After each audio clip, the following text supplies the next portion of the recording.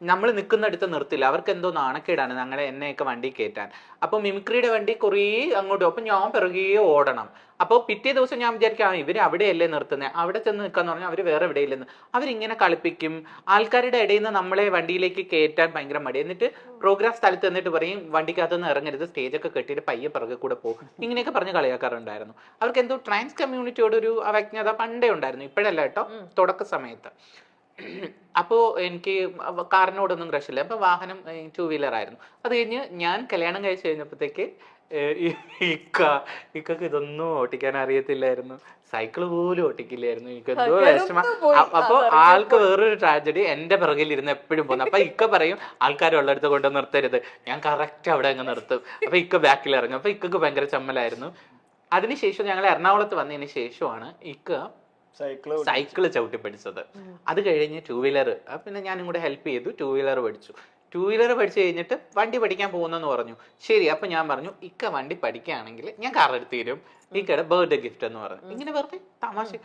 ഒരു ദിവസം KSRTC ബസ്സിൽ ഞാൻ ഇങ്ങനെ പഠിപ്പിക്കാനായിട്ട്, അന്ന് ഞാൻ ഡോറ അക്കാഡമി പഠിപ്പിക്കുന്നുണ്ട്, പഠിപ്പിക്കാനായിട്ട് ഇങ്ങനെ പോകുന്ന സമയത്ത് ഫോൺ വരുന്നേടി ഞാൻ H പാസ്സായി. അയ്യോ എനിക്ക് തലകറക്കം വന്നു, വണ്ടി മേടിച്ചു കൊടുക്കണമല്ലോ.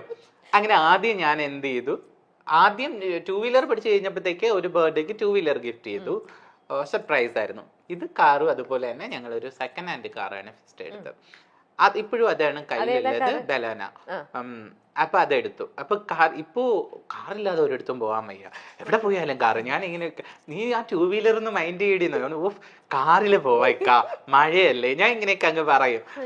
അപ്പൊ ഇങ്ങനെ പറയുമ്പോഴത്തേക്ക് എപ്പോഴും കാറിൽ കയറി ഇരുന്നിട്ട് ഞാൻ പറയും ഈ കാർ കൊഞ്ഞ് താന്നാണ്, അല്ലെങ്കിൽ വലിയ കാർ വരും.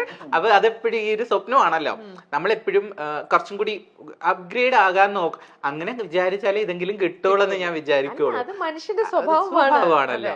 അപ്പൊ ഞാൻ എപ്പോ പോയാലും എന്റെ ഫ്രണ്ടിൽ പോകുന്ന എനിക്ക് ഫോർച്യൂണറുകളാണ്. ഫോർച്യൂണർ പോകുമ്പോ എന്തോ കുതിര വന്ന് ഇങ്ങനെ നിൽക്കുന്ന രഥത്തിൽ നിന്നൊക്കെ ആൾക്കാർ ഇറങ്ങും പോലെ. അതിന് മമ്മൂസിന് ഫോർച്യൂണറാണ്.